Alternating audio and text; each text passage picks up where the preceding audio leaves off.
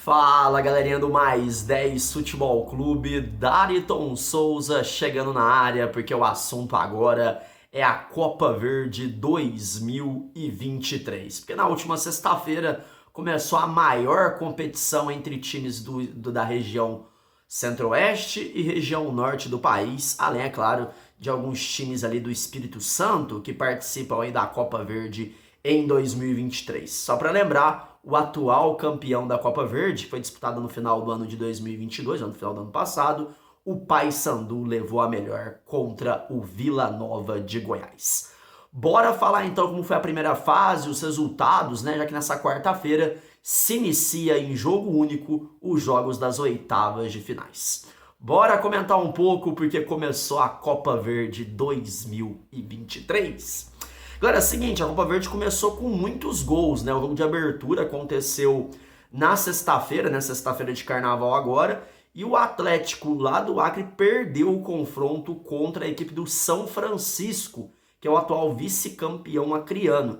E um resultado bem bacana, né? Com muitos gols, foram 9 gols, e o São Francisco bateu a equipe do Atlético por 6-3 e seguiu. Destaque para o atacante Wanderson Jordão, que marcou 4 gols em artilheiro da Copa Verde até o momento.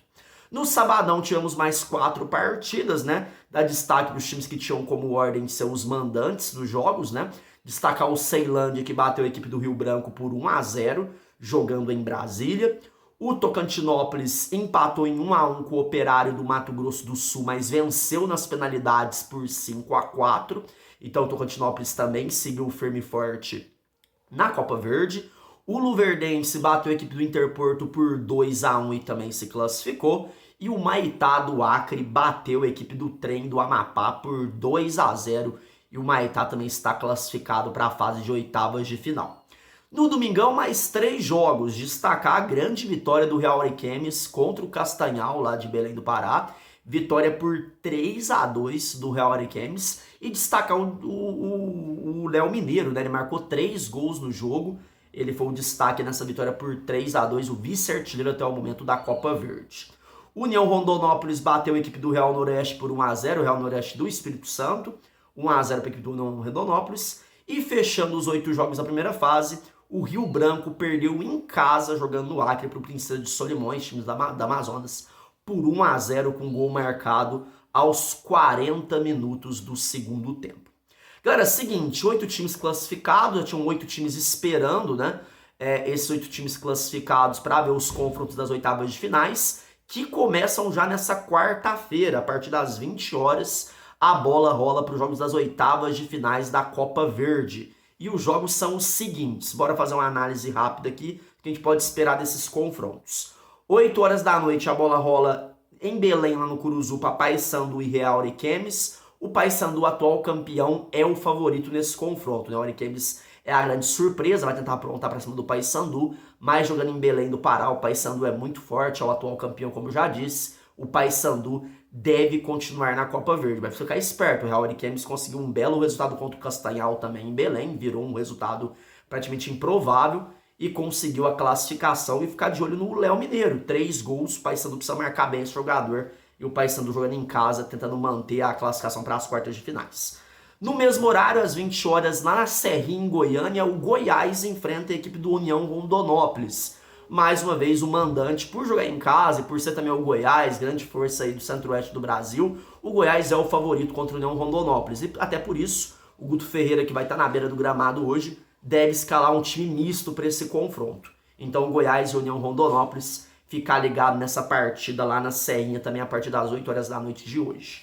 Às 21 horas, um clássico local. Teremos jogo entre Manaus e Princesa de Solimões. O jogo vai acontecer na Arena Manaus. O Manaus como mandante dessa partida, o Manaus time de Série C, o Princesa de Solimões tentando buscar o seu lugar no cenário esportivo, né, conseguindo bons resultados locais lá na Amazonas. O Manaus tem um certo favoritismo, acho que o Manaus é favorito nesse confronto, mas o Princesa de Solimões pode aprontar, vem de uma vitória importante contra o Rio Branco do Acre, então pode ser que nesse clássico local, que é bem equilibrado, talvez é o jogo mais equilibrado de hoje, juntamente com o jogo que eu vou falar logo em seguida, mas Manaus e Princesa de Solimões para mim ser uma grande partida. Às 21 horas, lá na Boca do Jacaré, teremos Brasiliense e Tocantinópolis, jogo em Brasília. Será o confronto entre Tobinha, de um lado pelo Brasiliense, e do outro lado Bilal. Um encontro que promete muito entre Tobinha e Bilal, entre Brasiliense e Tocantinópolis, lá na boca do Jacaré, a partir das 21 horas dessa quarta-feira. E encerrando os jogos desse jogo das oitavas de finais, né? São 8 no total, 5 essa semana. Amanhã às 20h30 em Goiânia, lá no estádio Vila Nova e Luverdense. A bola rola então às 20h30 dessa quinta-feira, né? O Vila Nova jogando em casa. O Vila Nova tem sim o seu certo favoritismo, o atual vice-campeão aí da Copa Verde, né? Perdeu a final do ano passado para o Paysandu. E o Vila Nova joga em casa contra o Verde. A gente não sabe ainda se o Vila Nova vai poupar jogadores, será um time misto como o Goiás nessa quarta-feira. E o Luverdense tenta surpreender, o Luverdense que já tem alguns resultados positivos aí no cenário do futebol brasileiro nos últimos anos, né? Galerinha, só lembrando que são 5 jogos das oitavas de finais essa semana, né? Os jogos que eu já falei que vão ocorrer nessa quarta-feira, que é hoje, 4 jogos, e esse jogo de quinta-feira. Só lembrando que os outros 3 confrontos ocorrem na semana que vem, tá ok? Que é o confronto entre Remo e o Maitá, na próxima quarta-feira às 19 horas. São Raimundo de Roraima e São Francisco do Acre, né, do artilheiro Wanderson Jordão, também às 19 horas da próxima quarta-feira. E encerrando com o confronto entre Cuiabá e Ceilândia às 20 horas. Os 8 jogos deveriam acontecer na mesma semana, mas devido a calendário, campeonatos estaduais e também a Copa do Brasil, esses confrontos vão ocorrer só na outra semana.